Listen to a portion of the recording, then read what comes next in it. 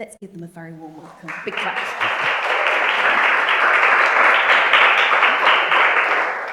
Thank you very, very much indeed, Becky. And it's lovely to be here, and it's a joy to be chatting to you too. So I was really chuffed when you asked me to do this one, because we go back quite a long way, really, don't we? Yeah. Right, I'm going to press the clicker. See. Oh no, okay. We'll start. So, so we're not losing somebody. We're going to bring Justin on later. So we haven't started without someone, but we thought we'd chat with Martin and Jay to start with, talking about storytelling and how designers weave narrative into their work from concept to reality. If you don't know MHD, they're renowned for places like Coworth Park and Clifton, an absolute wealth of fantastic projects under their belt, and also a lot of residential work. And we're starting off with this image, which is a private house in Pisa. So Jay, kick us off. What was the story that you wanted to convey with this project? This is quite interesting, actually, because this particular project was for a wonderful client that we've known for many, many years. It was actually the third project done with the third house. We did a house in London and in Moscow. They bought this incredible estate, and it was. They had many, many plans for the main house, but they also had all of these stuff out. And while the whole thing was going planning, and they wanted to move in and enjoy the house, live in the house. So they gave us a budget, and we started just to fill the place so they could. And that's where it all began, really. It was very much evolving as we went along. Absolutely, yeah. So we can see here, this is the kitchen, which I've always loved this table just because you've put in some lovely colour. And Martin, tell us where did you go and find all the? Well, those tables were from IKEA in Florence. And not just any old IKEA. I love the IKEA in Florence. In Florence, yeah. And we painted them yellow. They were grey, as expect. And I think the chairs came well. They did, and then yeah. the desk was something the client had from a previous house. I think we'd actually bought it for another house. So we basically collected all this random stuff that they had lying around and brought it all here. Then we just went out to a local D-Mart, junk shop, wherever we could find things locally, as well as shipping stuff. We found things like scaffolding boards builders had left behind, and made tables. Like, just about to see the table in the room in the back. It was very much putting it together. So it was very minimal budget, but how did you make it work within the context of the house? But I mean, the house we're working with such wonderful features, like the floor you can see there, and the windows, doors, shutters, and everything. It was full of character. I think the one thing that the walls were covered in these horrible modern new frescoes that looked like they'd done yesterday, and they were trying to look like they'd been done 100 years ago. But they got painted over. And so we just painted over them all and got rid of them. But then we. So it's really looking at a place and knowing what you think is for you, what's authentic about it, and then bringing in pieces which are not necessarily authentic, but which go with the environment. And add this sort of charm and character and soul to it. And I think this particular client didn't want us to create yet another custom style villa. They wanted a place that was unique to them. It showed their person. But having done 3 projects with them, we knew that personality very well, and so we were able to bring it through. Now we're moving on to a little hotel you've done in Narberth in Wales. And this you kind of, you had a good relationship with the client. Tell us about bringing in authenticity in something like this, because I would imagine it's quite easy to fall into the sort of slightly naff. You know, where do you kind of agree the stopping point of making something look like it's part of where it belongs without going over the top? Well, it's for this particular project. We were first approached by clients back in 2015, and it's important to say that not all of our projects don't have huge budget. And this particular hotel, this client started. They bought it. They've refurbished it themselves slowly over the years, and they initially started wanting mountain bike holidays, B&Bs. They managed to grow it into a Taught them five-star into doing a hotel. 5-star hotel. Yeah. And it is the most beautiful building. This is one of the suites, just one of the outhouses. It has the most incredible soul, and it almost has magic about it. And so we wanted to try and bring some of that in. And for example, we've got a Welsh blanket that the back of the sofa, that's introducing key elements like that, but without going over the top. Little But hints. we might have normally put a console there, that sofa, one that would like to do. But we didn't have the space, so we put that there as a block. Yeah, I think it's charming. It works. But we really go well. through this process, and we download. I'm sure we all do, looking for stuff that is sort of reminds us of Welsh artifacts, and like Welsh hats and all these crazy things, and then we sort of edit and refine them down, and that's when you sort of we have quite a lot of fun doing that, and you come up with crazy ideas, but then bring it back a bit. and you sort of like bring it back and narrow it down. And then some things stick. And some things you say, Some oh, things stick. actually a bit of naff is okay. Yeah. Sometimes. You've got to have fun with it, haven't you? You've got to. People need to know where they are. So tell us about these beautiful things that are on the wall. So these are Welsh These are naff. love. These are a bit naff, aren't they? These are Welsh love spoons, and what the tradition behind it is that a man would give the woman a love spoon, and it would represent each little bit on the spoon represents something in their future, like the number of children, or the spoon represents the number of children they want. Yeah, all sorts of messages behind it, and it just seemed like this is sort of one of their main suites, their bridal suite. So it just made sense. It's sort of romantic. Yeah. And individually they look terrible, but when you put them all together in this mass, they suddenly become something more powerful. Yeah. And it's really hard to put stuff up a wall like that, grand fire going up. You can't put a painting there because it just wouldn't look right next to the window. So having this sort of random thing that's sort of growing up the wall also sort of makes the position work. Quite nice. This particular room's got a funny story behind it, though. It's called the Daniel and Elizabeth. That's because the owner of the hotel had an affair with the house. They married. Yeah. Oh, right. One of the original, not the current owners. Not the current ones, no. Not the current ones. Not the current ones, no. Historical ones. So, again, there was just that little bit of fun. A bit of romance and Yeah. a bit of soul and a bit of heart. Absolutely. I'm intrigued by this bedstead. Where did you find that, or did you make it? Well, it's a cut and shunt.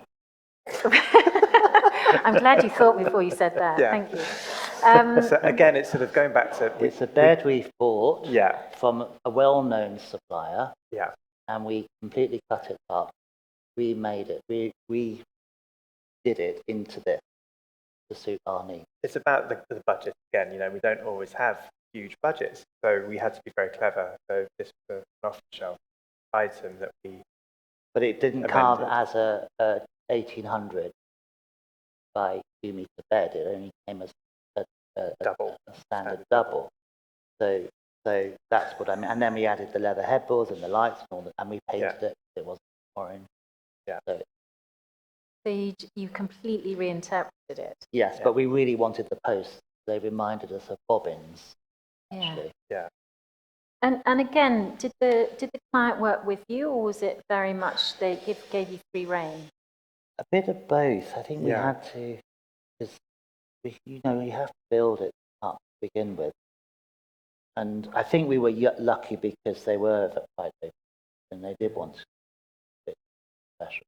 And we sort of wore them down after a while, and then they just said, get on and do it. We're on the 5th phase now. We're on this phase project. 5. We're about to start. Yeah. And now they don't even come and look. Just leave you to it. Yeah.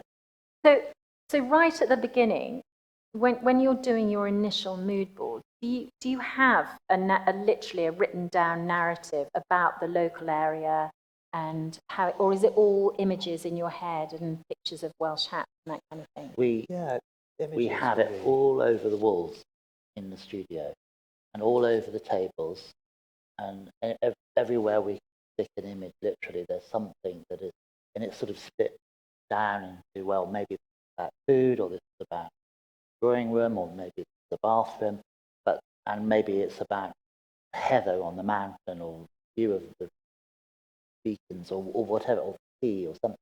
But everything, we're surrounded with stuff that sort of inspires us, that is relevant and local. And a lot of it just doesn't get used at A all. lot of it and then doesn't you get- pick out yes. the key elements. Yeah. That we don't do little boards because we find them, we run out of space, Yeah. and also it's sort of too controlling in a way, and you lose that sense of freedom by Yeah. I feel like pinning it everything gives down. away much. Well, it needs to evolve over the course of the project. When you look back, you never really look like what it first started out. But we don't tell the client that. Yeah, exactly. So tell us about this. And what about the local artisans? Because you used some people locally, and then you brought other artifacts in. We've met so many local people doing this, and now they're our friends, and they're coming back and doing more and more with each phase that we do.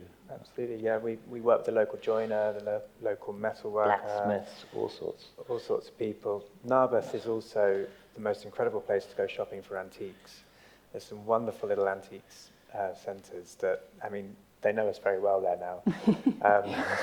Because we can't afford much, so we have to buy the junk. So Yeah, make it work.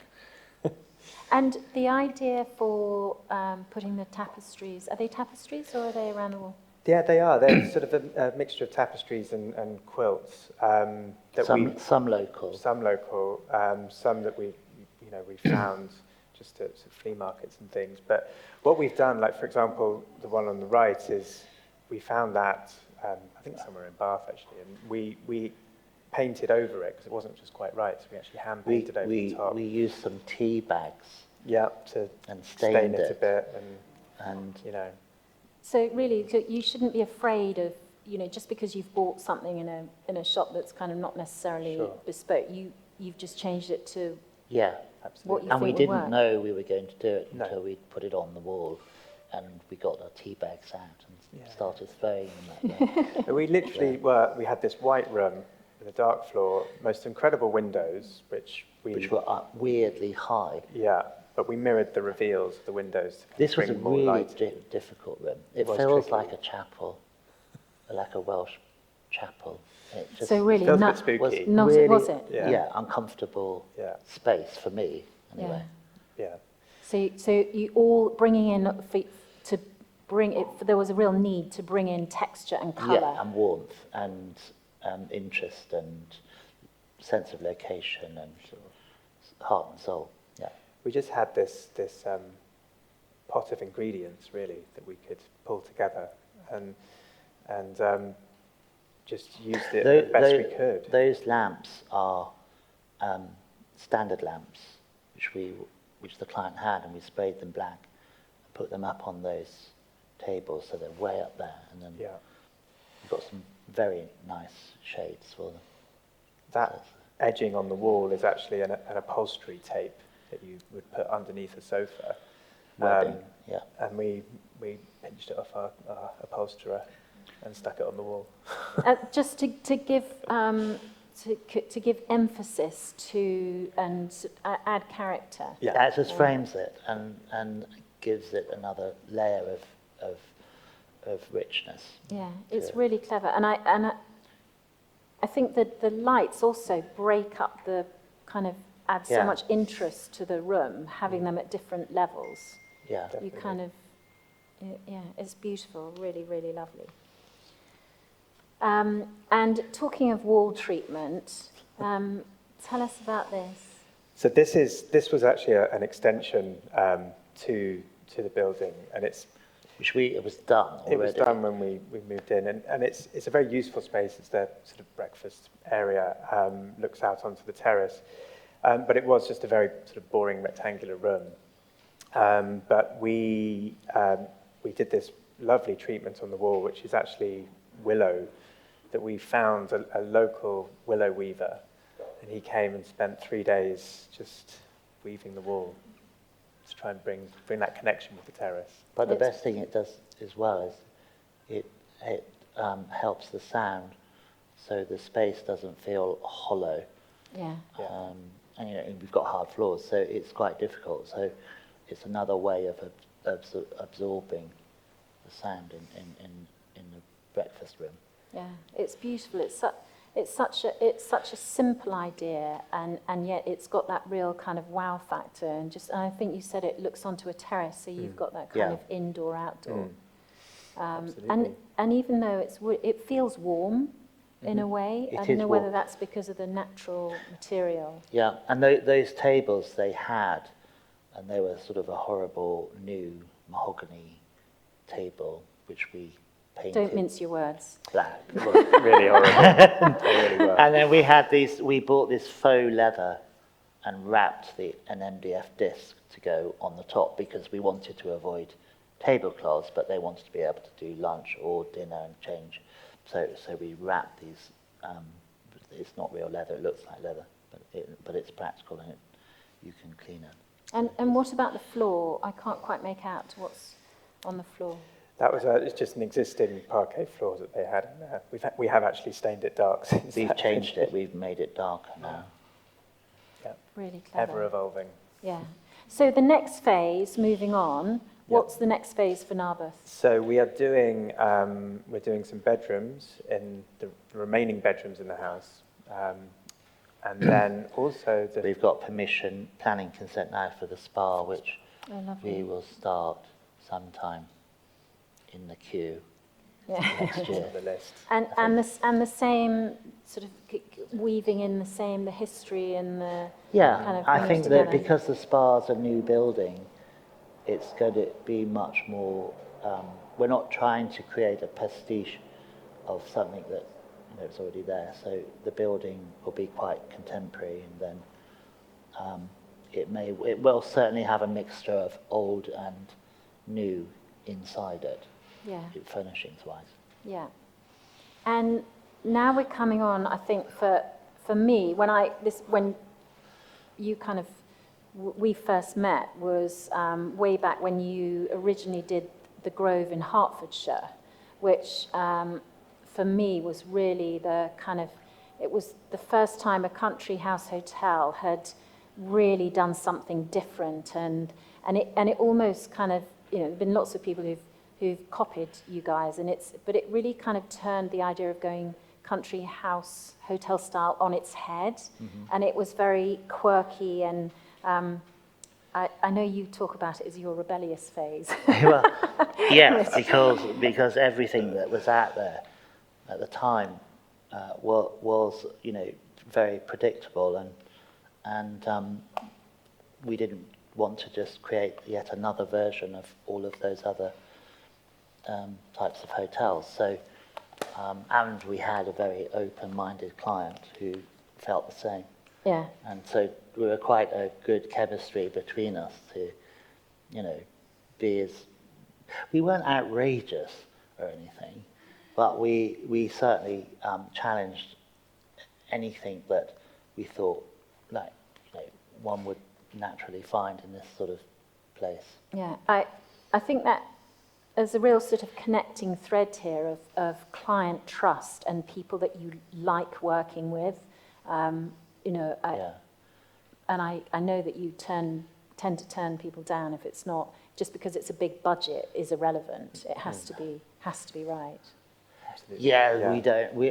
It's more to do with the personality, I think, and well, I suppose in the early days, you know, you have to work with everybody that comes along, but I suppose I've been doing it a bit too long now, and I can't do it in that way.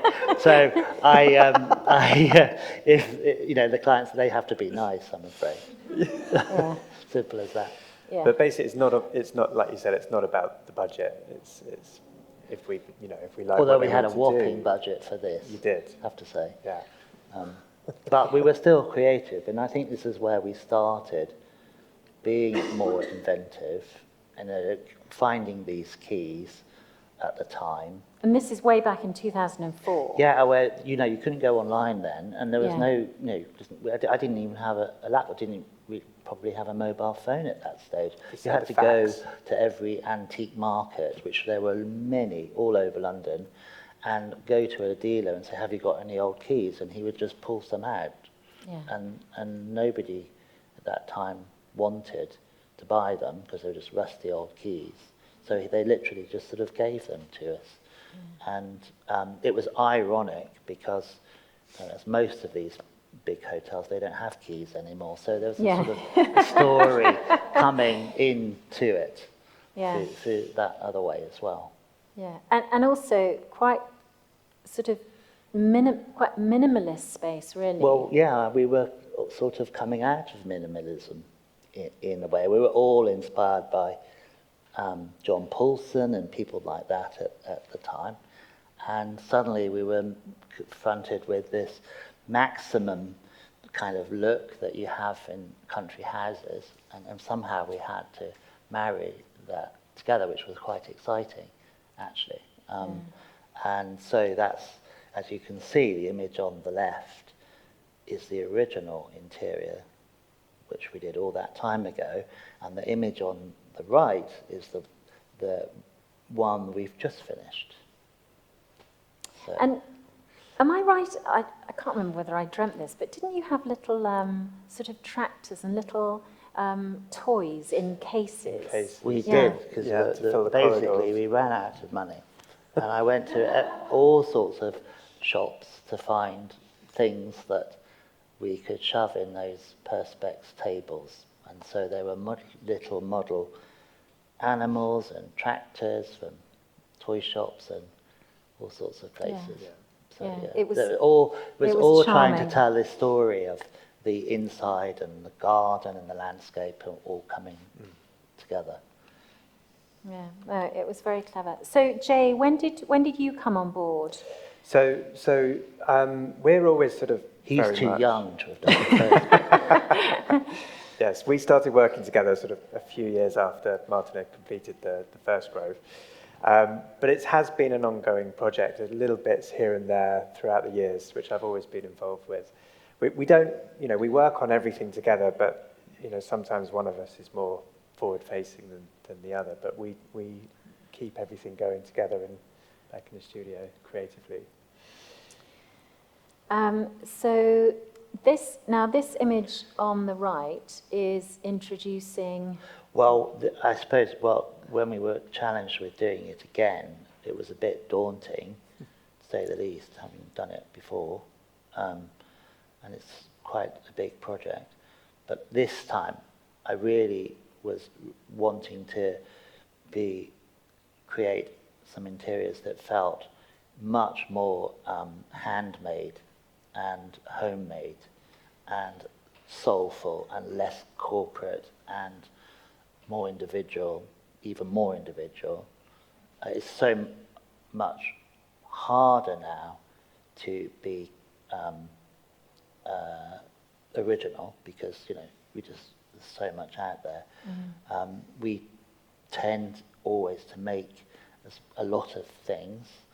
I never, you know, we happen to have a nice lady that we love working with who helped us make these beaded curtains. They just add another layer of craft and detail into quite a bland space, really. And we introduced some new furniture. We found that stone is a recycled tenement building in Liverpool. That's where it came from.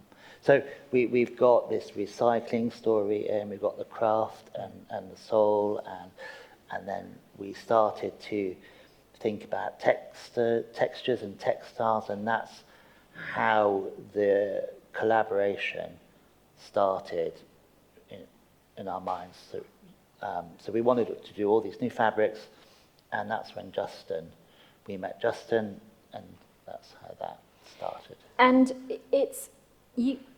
it must be quite difficult because, as you say, you know, we can all pick up our phones and take pictures of it.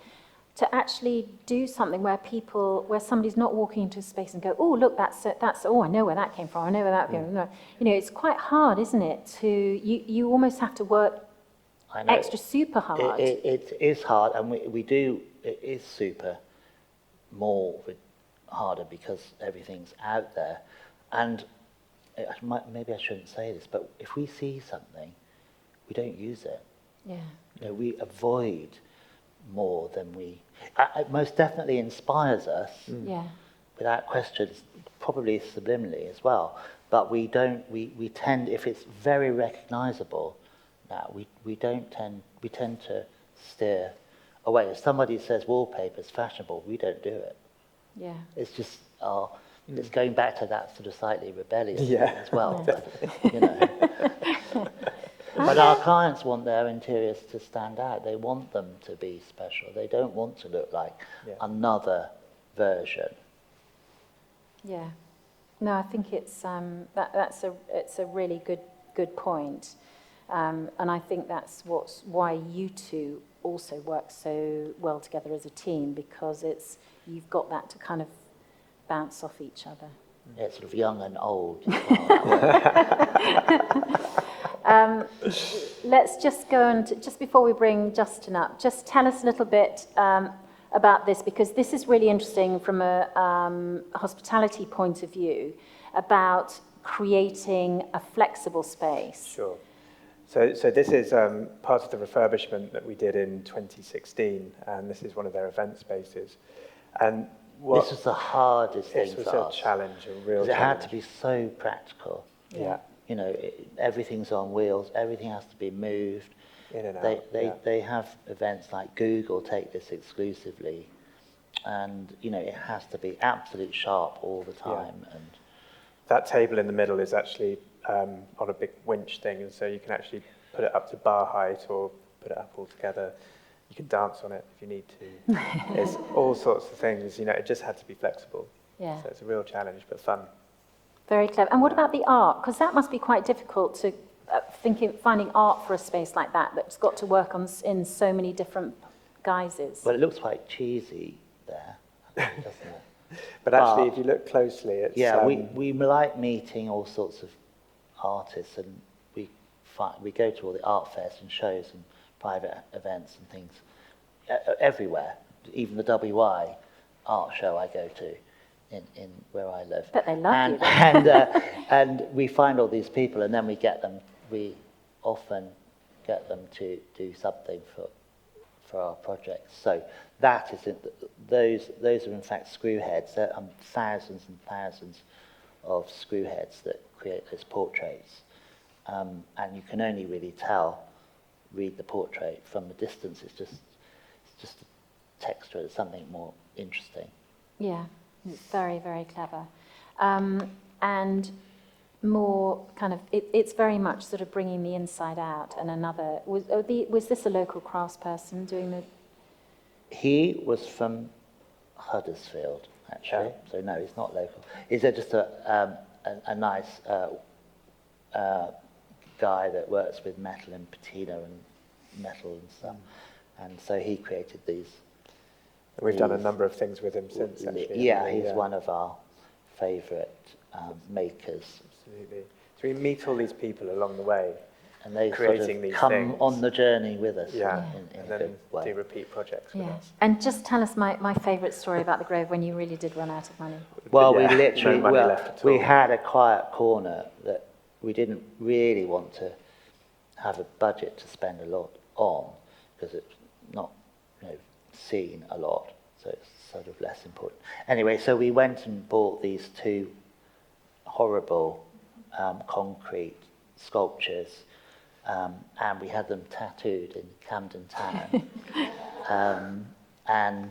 They are, it's Venus and Demilo, and we called them True Love, and it's on his knuckle. It's just fun, it's just nice. And it kind of it resonates, it's interesting, it resonates. We don't want to alienate anyone in our projects. We want young and old, we want everybody to feel included, always.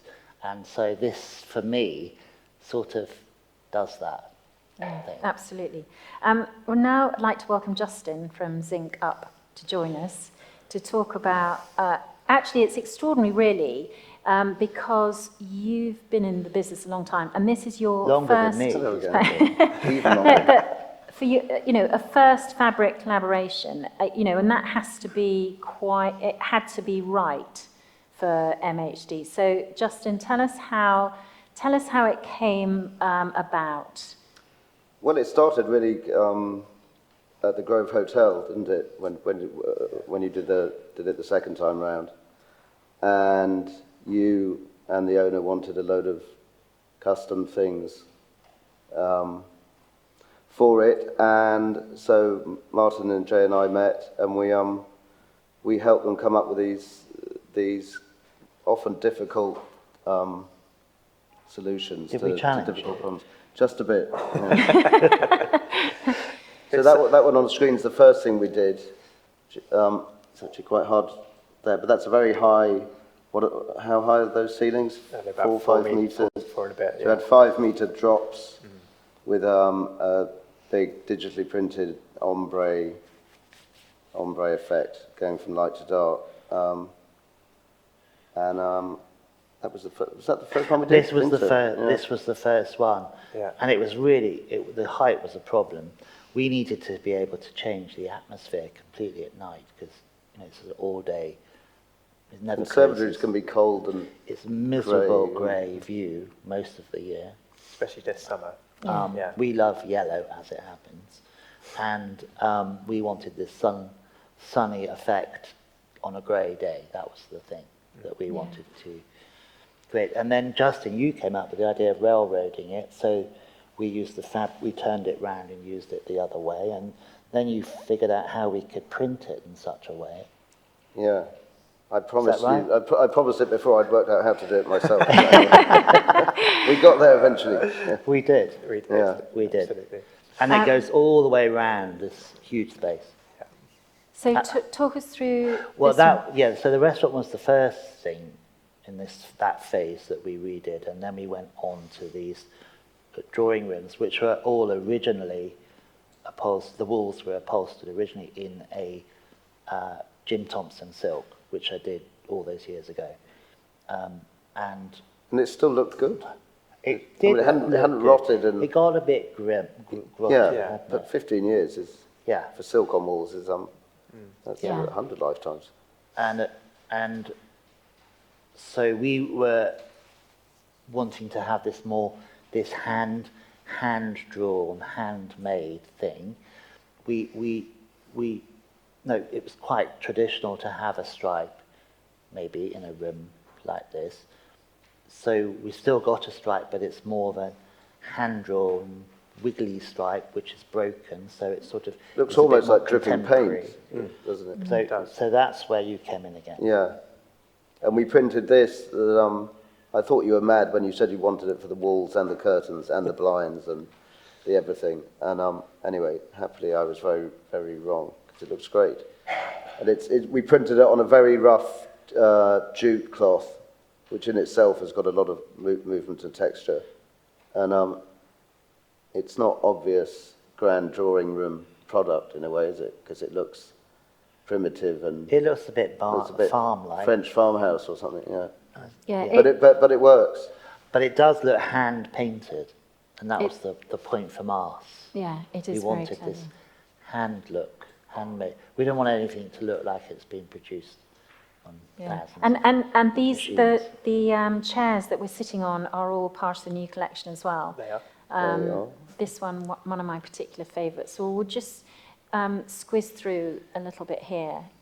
Is this the same? Is it the same fabric on the wall? It's the same fabric, so we did it in different, slightly Change the varied. colours. So we added a little bits of colour as you move through these. Because there are, how many of those lounges are there? 4 or something connecting? There are 4. five, You go from one to the including other. And then the library, library is another one, yeah. which isn't here. So And Justin, tell us more about the challenges of, because actually when you first came together, you weren't thinking about doing a fabric collection. It was just that you were No, we helping were just out. trying No, it was to a- come up with things for this Yeah, great project. It was a practical relationship. Yeah. We needed this, and they could do it. It's Simple as something that we wanted to do for years and years, and I think, like Martin said, we develop fabrics and furniture and all sorts of things for all of our projects, but then it finishes at the project. We never get to take it on. And it always feels like a lost possibility Yeah. and a shame. But then, The time and effort that goes into developing them is huge from your side and our side and everyone's side. And, we had some extra time the last couple of years, so that This is helped. true. This is true. we benefited from COVID, for sure. And this is a shot from the new collection. This is, we've moved from the Grove now. This is on our photo shoot in Scotland. Actually, that's in No, Kent. Kent. isn't it? In Thank Kent. you. And that's an embroidery design as a kind of fretwork stripe, which you can see in the restaurant downstairs. It's on all the banquettes in the downstairs in the new bit. We had lots of scraps of fabrics that we've been collecting for years, Jay and I. Yeah, and I've got colours as well, so that we had Bits our of favourite palette of antique colours. stuff, bits vintage sheets. Yeah, yeah. We had all sorts of things, and then we had bits of furniture that inspired their Justin's team. So it was a real collaboration in every sense. And how many, Jay, how many fabrics are there in the collection? Okay, you're going to have to help me on here. It's 130. I should know 137, this. isn't it? I think it's 173. 173, Yeah, there we yeah. go. Well, that's quite, from kind of starting off as let's have, what do you think It's- about it's this, a big to thing. ending up with It grew and 173 grew and fabrics? grew, and there's more as well, that didn't quite make it. Which, There's a lot that didn't make yeah, it. which, we still And have we to were, do. sorry. No, well, tell us about the challenges. I mean, was it literally the three? Because you're all quite, you quite firm with your views on things. So how did it all come together? And how did you decide whether it was going to be digital or screen printed? Where did you get to? That's his expertise. Allegedly. I think, we had those lovely things that we've pulled together, and you suggested ways. Ways to interpret them in a Yeah. doable, affordable way. And that's how it, we started with so many ideas. Yeah. And of course you can only we developed lots of them and then whittled it down to what we've ended up with, which It is was still... quite random, I think, Yeah. wasn't it, to begin with? And we never really knew where it was going, and we never really knew how it was going to come together. Or at least I didn't. Did you? No, I didn't know exactly how, but I knew it would, Yeah. because Yeah. they Yeah. generally all end in a happy ending. But what you end up with is not what you envisage you might at the beginning of that journey. And the journey was, it's been 3 years or something Yes, we had in the making. So Yeah. we've all, we're all changing our minds, put it off. especially these guys, Yeah. for a bit. all the way along, and then we'd be limited by, practicalities of things. So Yeah. I don't think we realised exactly how much really goes in behind the scenes of Testing and creating all of those something things. like this, and you know, where that, you know, Justin and his team's knowledge of where to weave this, how to weave it, what type of thread, all those sort of Scale and all sorts of details that you know we would never have been able to do or knew about, but we've learned an awful, you know, enormous amount in the process, for sure. Yeah, I think when you look at it together, there's some quite brave, what I would call brave textures. I mean, you know, looking back at the image with where it's when you get close to it, those curtains, it's almost like a sackcloth. You know, it's Yes. not it's not the kind of fabric you would think would be in a grand country house hotel. But it looks so rich, especially with the hand painting on it. Yeah, It's really, really special. good. And what about the colourways? I mean, for me, they're all the things I love, the sort of chocolate brown and toffees and rust and gold and all. Were you naturally drawn to that palette, or did you have to kind of think about it with your commercial hat on about what was going to sell? Well, they thought about it with their commercial hat when we came up with a load of colours that we love or we like, and we put little swatches of colours together to look at the sort of colour combinations and things. But they very much then Justin put his hat on and said, no, that's never going to sell. You're not going to, you know, nobody's going to like that. Blah, you know, all of those things, which we wouldn't. Again, another thing, you know, his expertise is vital to that. All of those decisions, choices that we made. Yeah. But it was a lot of you and a lot of us, and we had... I think we challenged each other, didn't we? For sure we did. And stylistically, we're not obvious bedfellows, you might say. And I think that's why it's worked, because there's no point having two parties come together if they've got exactly the same viewpoint, because you might as well do it by yourself. So...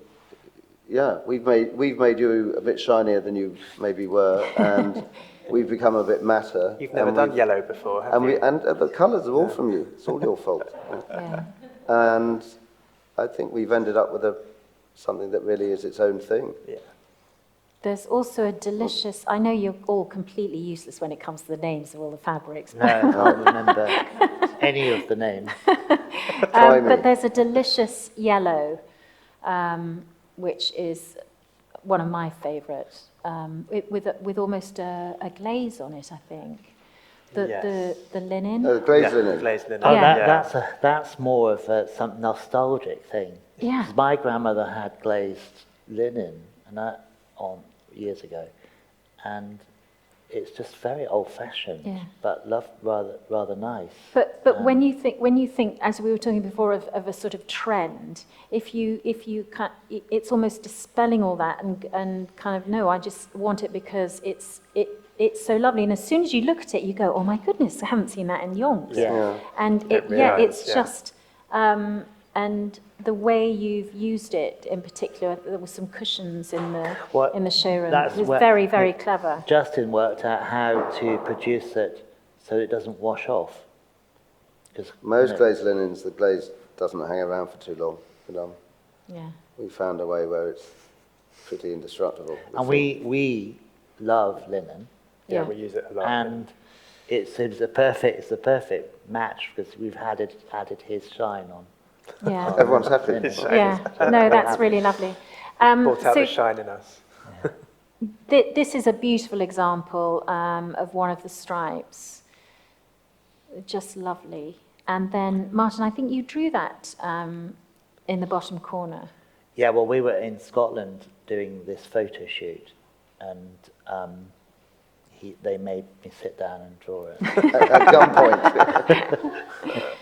Yeah, no, it's very clever. And just to put you on the spot, Justin, is there a sort of a highlight of working with these guys? Would you do it again? Or was the whole thing too exhausting? That's a very good question.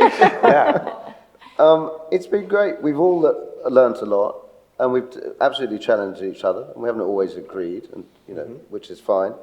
And it's been great, and we couldn't have done it on our own. We wouldn't have ended up with this aesthetic and these colourings and these guys' take on it. So we needed each other.